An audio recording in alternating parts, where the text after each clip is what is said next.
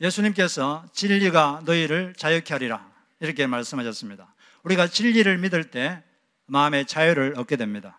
우리가 알아야 될 진리 중에 하나가 뭐냐면 인생은 어렵다. Life is difficult. 이게 우리가 알아야 될 진리입니다.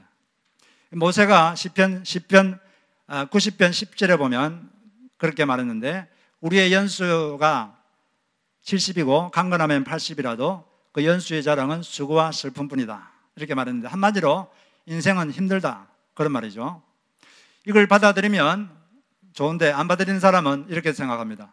인생은 쉽고 편안해야 된다 이렇게 생각해요. 쉽고 편안해야 되는데 갑자기 어려운 문제가 생기고 예기치 않은 문제가 생기면 화가 납니다. 그리고 나만 이렇게 어려운 삶을 산다고 생각하고 더 우울해집니다. 인생이 어렵다 이 말은 우리가 살다 보면 예기치 않은 문제들이 발생한다는 것입니다. 이 사람은 이 문제를 해결하는 과정에서 사람이 성장하고 배우게 되는 거죠. 그런데 인생은 쉽고 편안해야만 한다 이렇게 생각한 사람은 문제와 부딪혀 해결하려고 하기보다 도피하려고 하는 그런 경향이 있습니다. 또 쾌락으로 도피해서 문제를 잊어버리려 하죠. 그런데 문제를 도피하는 데서 정신질환이 온다고 칼 융이 그런 말도 했는데 우리는 인생이 어렵다는 것을 받아들여야 돼요. 쉽고 편안해야 된다 이렇게 생각하지 마시길 바랍니다. 어제 제가 혼자 책상에 앉아 있는데 저희 아내가 전화가 왔어요. 차를 길가에 세워놨는데 어떤 사람이 옆구리를 확 치고 그냥 지나가 버렸어요. 메모도 안 남겨놓고. 근데 그 순간 갑자기 인생은 어렵다 이런 생각이 왔어요. 인생이란 예기치 않은 문제가 생길 수 있다. 그 생각이 갑자기 들면서 마음이 편해졌습니다. 원치 않지만 이런 문제가 생길 수 있다고 생각하니까 당연히 인생을 살다 보면 이런 일이 생길 수 있다 이렇게 생각하니까 마음이 편안한 거죠. 여러분들도 인생은 쉽고 편해야 된다 이렇게 생각하지 마시고 인생은 어렵다 이 진리를 받아들이시기 바랍니다. 그리고 문제가 오면 침착하게 문제를 직면해서 헤쳐나갈 용기를 가지시고 왜 나에게 이런 문제가 생겼나 이거보다는 어떻게 하면 이것을 극복할 수 있을까 그것을 더 집중적으로 생각하시기 바라요. 그래서 우리는 인생은 어렵다 이 진리를 받아들여야 되는데 성경에서 또 가장 확실하게 말하는 진리가 뭐냐면 하나님은 우리를 사랑하신다. 이게 성경에서 거듭 끊임없이 말씀하고 있는 것입니다. 그런데 이 말씀을 정말 사람들이 믿으면 그 말씀이 주는 그 자유가 있을 것이고 그 말씀으로 산다면 마음속에 자유와 평안이 있을 것인데 근데 정말로 하나님이 자기를 정말 사랑한다 이 진리를 진정으로 믿고 자유와 평안을 누리는 사람은 그렇게 많아 보이지가 않습니다. 왜 그러냐면 많은 사람들이 늘 마음에 불안이 있고 염려, 근심이 많기 때문이죠. 하나님께서는 충분히 사랑을 표현하셨는데 사람들은 그것을 알아채지 못해서 그런 것입니다. 우리가 인생을 살다 보면 여러 관계들이 있는데 관계 속에서도 어긋남이 많아요. 둘이 서로 사랑하는데 사랑하는 방법이, 사랑 표현 방법이 어긋나서 서로의 사랑을 몰라보고 이 관계가 틀어질 때가 있습니다. 부부 사이도 그런 사랑 표현 방법이 달라서 어긋날 때가 있어요. 남편은 열심히 돈 벌어서 돈을 벌어다 주는 것이 아내에 대한 사랑이다 이렇게 생각합니다. 그리고 아내는 직장에 나간 남편이 저녁에 자기가 해준 밥을 맛있게 먹어주고 또 남편이 자기와 조곤조곤 대화하는 것을 사랑이라고 생각합니다. 그런데 어느 날 아내가 밥을 다 해놓고 밥을 먹은 다음에 여보 오늘 무슨 일이 있어서 그렇게 말했는데 남편이 여보 나 피곤해 가만히 좀 내버려둬. 그러면 아내 마음은 찢어집니다. 이제 나를 좋아하지 않는가 봐. 연애할 때는 그렇게 몇 시간씩 이야기하더니 이제 나를 좋아하지 않는가 봐. 사람이 바뀐 게 아니라 원래 그런 사람이에요. 잠시 연애할 때 사람이 잠시 그렇게 잘못된 거지. 그렇게 이렇게 사람이 이렇게 어긋날 수 있습니다. 자기 방식으로만 사랑으로 가면 어긋날 수가 있는 거죠. 또 부모와 자녀 간에도 이렇게 사랑의 표현 방식이 어긋날 수가 있어요. 부모님은 되게 사랑하는데 사실은 전혀 그 사랑을 못 느낄 수가 있습니다. 예를 들어서 우리가 유명한 그 한국의 작가 문필가이신 이어령 씨의 딸인 이민아 씨가 어릴 때 자기는 아버지의 사랑을 느끼기가 너무 힘들었다고 말했습니다. 아버지에게 안기고 싶어서 아빠하고 달려가면 아빠는 지금 내가 글을 써야 돼. 마감이 바빠. 내가 바빠. 여보, 애 좀 데려가. 이렇게 자주 말했다는 겁니다. 그 말을 들을 때마다 가슴이 찢어지는 그런 고통을 겪었다고 합니다. 그러면 과연 이어령 씨는 딸을 사랑하지 않았을까요? 아주 딸을 사랑했죠. 어릴 때도 사랑했고, 그리고 이 딸이 병으로 먼저 세상을 떠났습니다. 떠난 다음에 그가 딸을 생각하면서 지은 시가 있어요. 너 생각이라는 시입니다. 그 시를 한번 읽어보면, 눈 부비며 일어나 칫솔질을 하다가 신발을 신으며 고개를 들다가 창밖을 보다가 말을 하다가 웃다가 기침을 하다가 너 생각이 난다. 해일처럼 밀려온다. 그 높은 파도가 잠잠해질 때까지 나는 운다. 사랑하니까, 딸을 사랑하니까 무엇을 해도 딸이 생각나고 그 딸 생각 때문에 울고 울었습니다. 그가 딸을 사랑하지 않았습니까? 딸이 어릴 때 사랑하지 않았습니까? 그때도 뜨겁게 사랑했어요.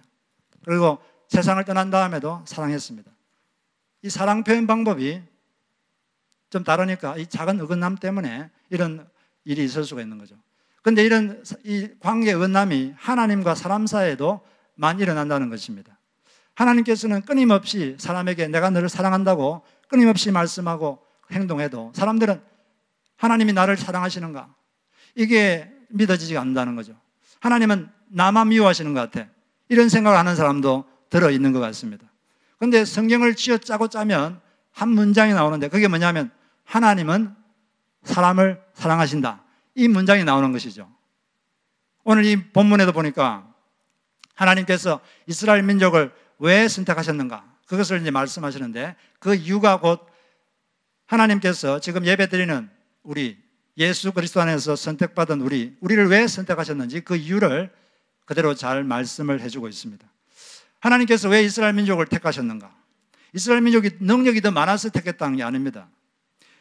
여기 보니까 7절에 너희를 기뻐하시고 너희를 택하신 이유는 너희가 다른 민족보다 숫자가 많기 때문이 아니니라. 너희는 오히려 모든 민족 중에 가장 적으니라. 그 당시에 이스라엘 민족보다 이집트 민족이 훨씬 더 숫자가 많았어요. 숫자가 많다는 것은 군사력이 강하다는 것입니다. 그 강한 민족을 사용해서 자기 뜻을 이루면 좋을 텐데 하나님께서는 그러지 않으시고 아주 미세한, 아주 미미한 이 민족을 선택해서 이 민족을 도구로 삼아 아직 창조주 하나님을 모르는 다른 민족들에게 살아계신 하나님을 전하시려는 그런 계획을 세우셨던 것입니다. 우리가 그리스도 안에서 선택받은 것도 우리의 도덕적 능력이 남보다 강해서 선택받은 것이 아닙니다. 우리의 윤리적 능력이 남보다 더 뛰어나서 우리가 선택된 것이 아닙니다. 디도서 3장 3절 5절을 보니까 공동번역으로 보면 우리도 전에는 미련했고 순종할 줄 몰랐고 자주 잘못된 길로 빠졌고 온갖 욕정과 쾌락의 종이 되었고 악과 시기로 세월을 보냈고 남에게 증오를 받았고 서로 미워하면서 살았습니다.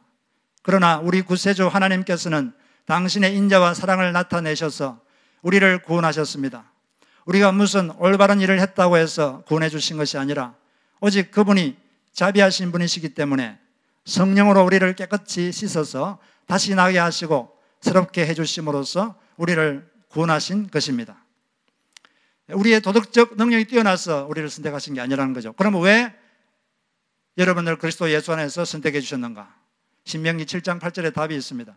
여호와께서 다만 너희를 사랑하심으로 말미암아 또는 너희의 조상들에게 하신 맹세를 지키려 하심으로 말미암아 자기 권능의 손으로 너희를 인도하여 내시되 너희를 그 종되었던 집에서 애굽 왕 바로의 손에서 구원하셨나니.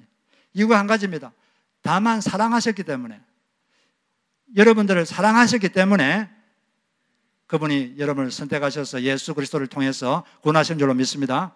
이스라엘 민족을 사랑하셨기 때문에, 그 이유 때문에 그들을 택해서 하나님 백성을 삼았듯이 한 사람 한 사람을 사랑하셨기 때문에, 그래서 우리를 선택하신 거죠. 우리를 너무 사랑하시니까 예수님께서 십자가에서 대신 벌 받으시고 우리를 죄의 저주에서 해방시켜 주신 것입니다.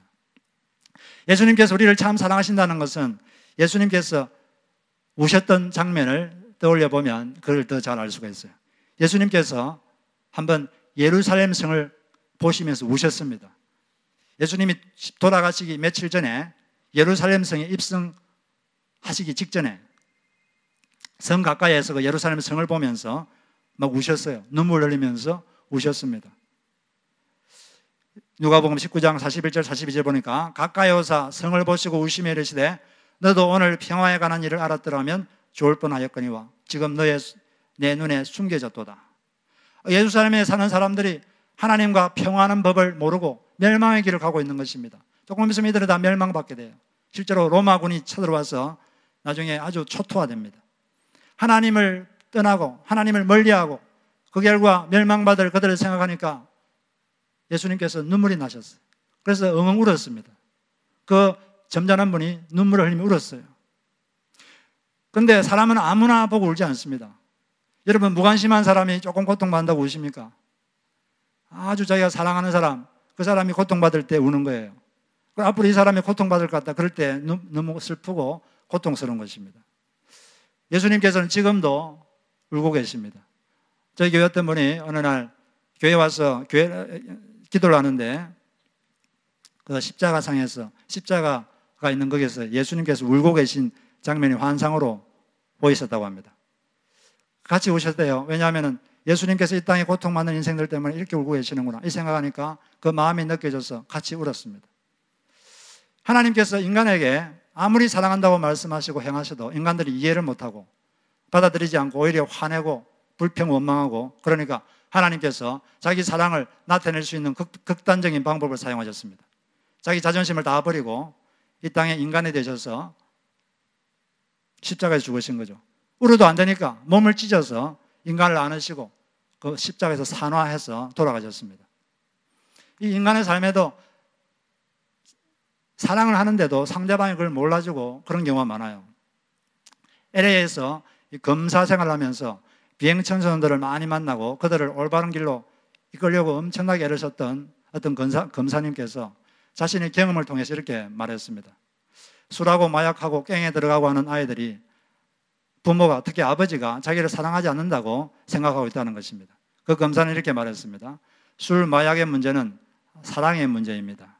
사랑받지 못한다고 생각하니까 그 공허감을, emptiness, 그걸 메워보려고 술, 마약, 깽 친구들과 어울리기 등을 한다는 것이죠.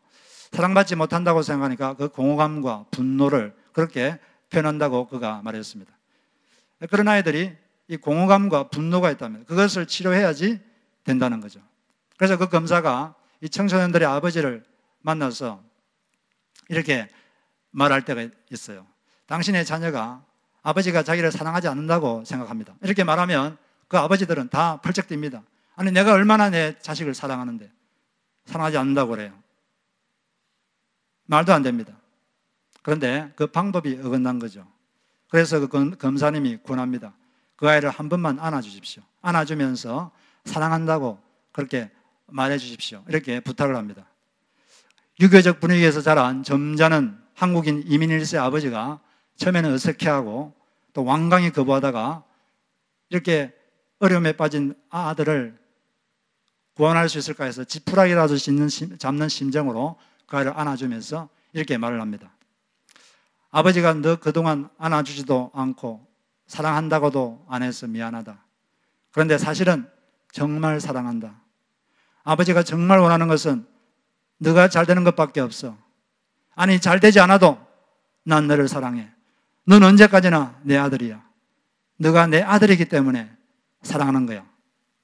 그렇게 말하면서 딱 안아주면 지금까지 페루나처럼 아버지를 살벌한 눈으로 째려보고 아버지한테 쌍욕을 하고 덤비던 아이들이 그 자리에서 치유되고 관계가 회복되면서 몇 개월 안에 전부 해와 같이 밝은 얼굴로 변하는 것을 그분은 수없이 목격했다고 그렇게 적었습니다. 아버지들은 그 아들을 사랑하지만 아들이 느낄 수 있는 방법으로 그 사랑을 표현하지 못한 것이죠.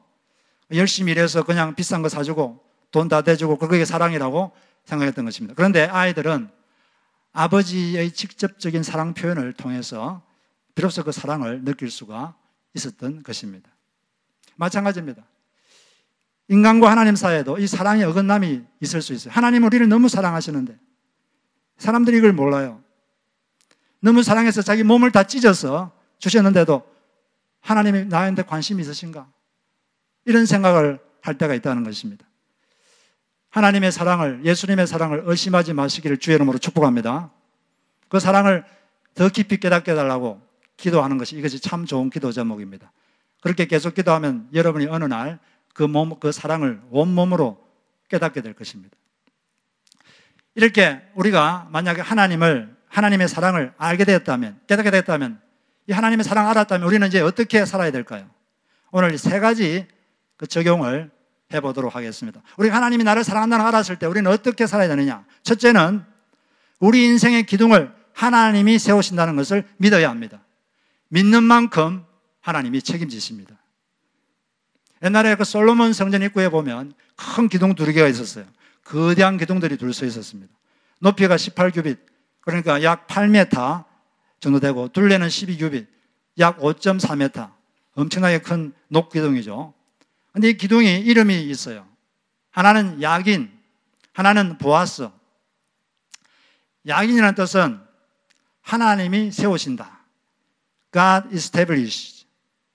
하나님이 세우신다. 보아스는 하나님께 능력이 있다. In him is the strength.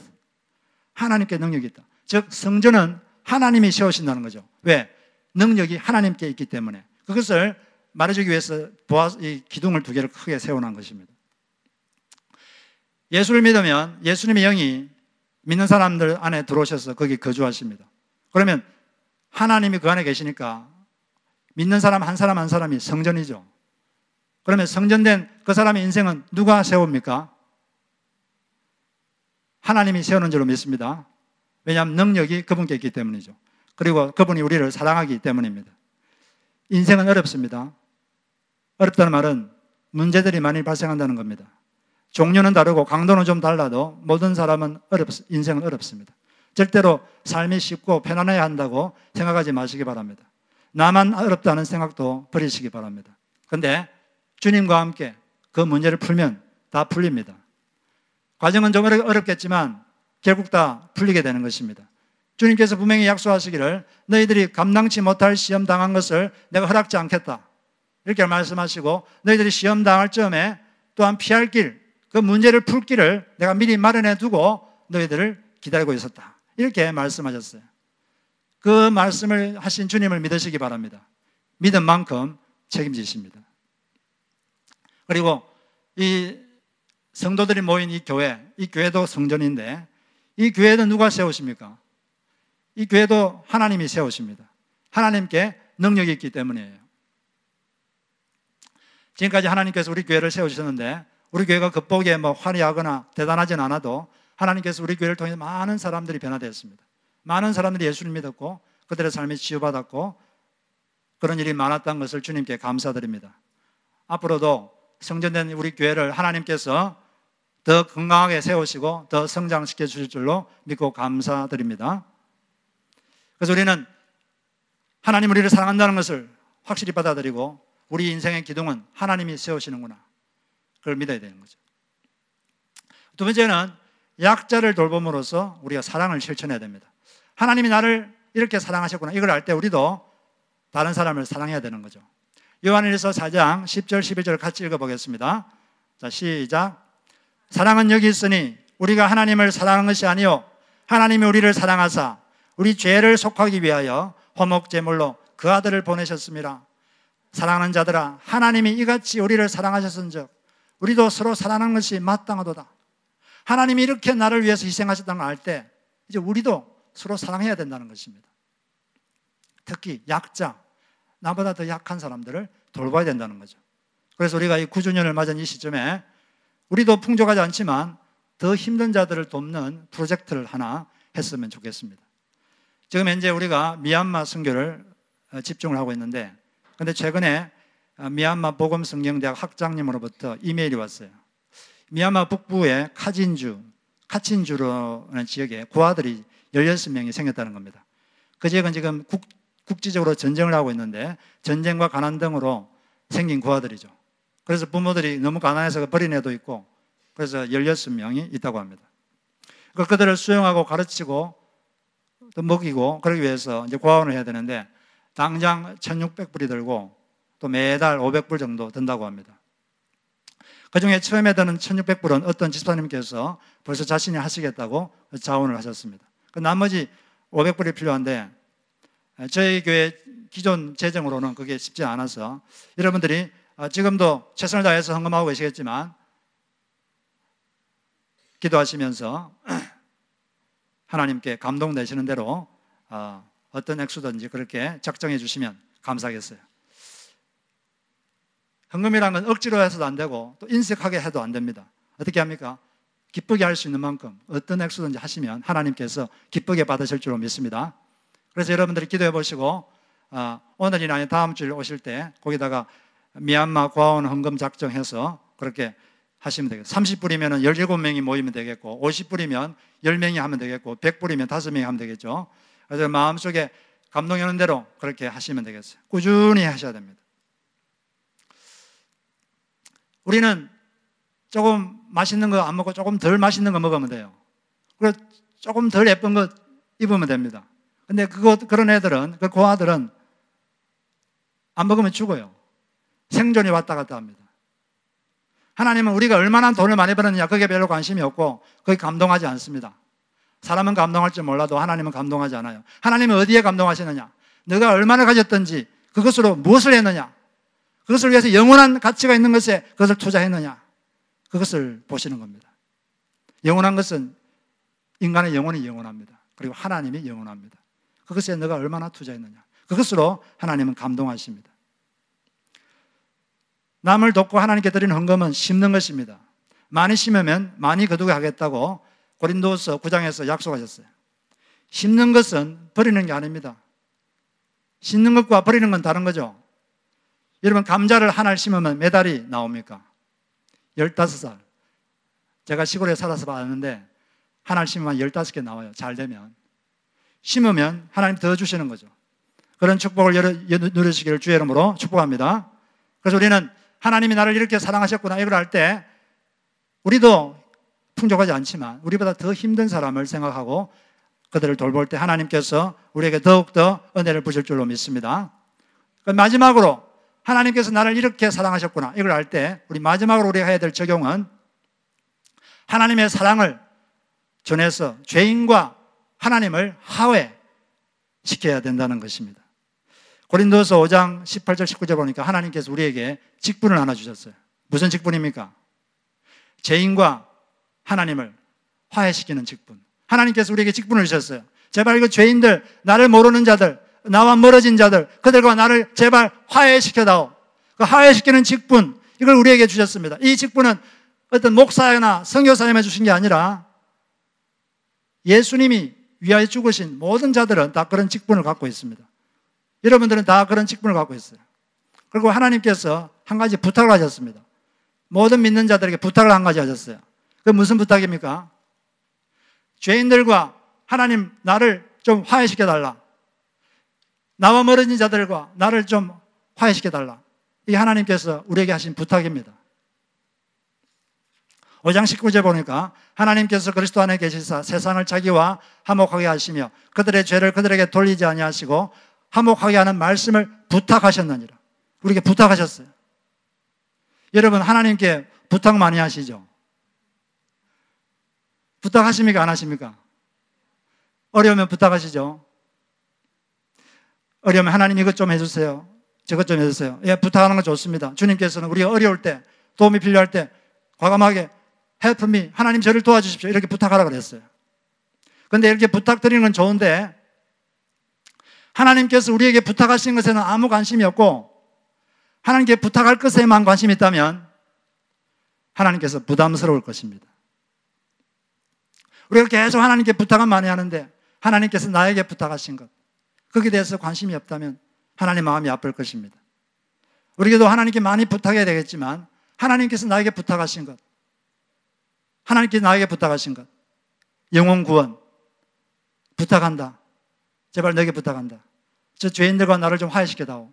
그리고 하나님과 멀어진 자들을 나와 좀 화해시켜다오. 이런 그 부탁을 들으시기 바랍니다. 그럴 때 하나님께서 여러분의 부탁을 더 잘 들어주실 것입니다. 예수님의 복음을 전하는 것, 예수님의 사랑을 전하는 것, 이것이 교회의 가장 중요한 사명입니다.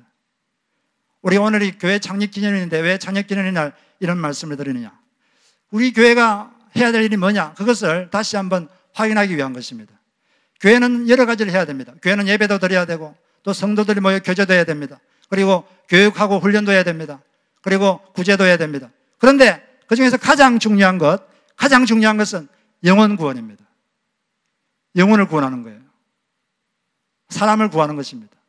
영혼을 구하고 영혼이 성장하도록 돕는 것, 영혼 구원, 영혼 성장, 이 두 가지가 교회가 가장 힘써야 될 가장 근본적인 것입니다. 그리고 예수 믿는 사람들은 여러 가지 할 게 많아요. 자기가 있는 직장에서 최선을 다해서 그 직장을 섬겨야 됩니다. 대충 일해서는 안 됩니다. 자기 일처럼, 자기가 사장님처럼 열심히 일을 해줘야 됩니다. 그리고 예배를 잘 드려야 돼요.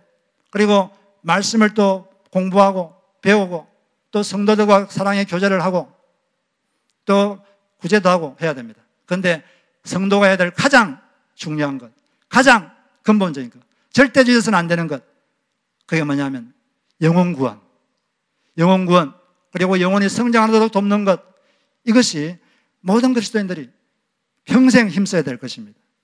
우리가 하나님께서 나에게 무엇을 주셨든지 얼마나 주셨든지 그게 중요한 게 아니라 내가 가진 것으로 바로 내가 얼마나 영혼 구원에 힘을 썼는가, 얼마나 영혼 성장에 내가 힘을 썼는가, 이것을 하나님은 나중에 질문을 하시는 것입니다. 어떻게 하면 그러면 주님께서 하신 이 부탁을 잘 들어서 영혼을 구원하고 하나님과 죄인을 화해시킬까요? 하나님과 관계가 멀어진 자, 아니면 관계가 없는 자, 그들에게 가서 예수님에 대해서 좋게 말해주면 됩니다. 예수님을 칭찬하면 돼요. 여러분이 경험한 좋은 예수님을 말씀해 주시면 돼요. 여러분이 경험하신 교회의 좋은 점을 말하면 됩니다. 두 사람이 지금 사이가 안 좋을 때 중간에 누가 끼어서 그 사이를 화해시키려고 할 때 어떻게 하면 화해가 되겠어요? 그 사람한테 가가지고 상대방의 좋은 점을 말해줍니다. 상대방의 좋은 걸 칭찬해 주는 거예요. 그리고 사실 이 사람이 당신을 되게 좋아한다. 당신에 대해서 상당히 호의를 갖고 있다. 당신을 도와주고 싶어 한다. 이렇게 자꾸 와서 이야기하고 칭찬하면 관계가 좋아져요. 실제로 사무엘상에 보면 그때 사울 왕이 이유 없이 시기심 때문에 다윗을 막 죽이려고 했습니다. 그때 사울 왕의 아들 요나단이 한번 이 사울 왕과 다윗을 화해시킨 적이 있어요. 그게 사무엘상 19장에 나옵니다. 사무엘상 19장 4절 7절을 제가 세 번역으로 한번 읽어보겠습니다. 요나단은 아버지 사울 왕 앞에서 다윗의 좋은 점들을 이야기하였다. 그는 사울에게 말하였다. 아버지께서는 아버지의 신하 다윗을 해치려고 하십니다만 이런 죄를 지으시면 안 됩니다. 다윗은 아버지께 죄를 지은 일이 없습니다.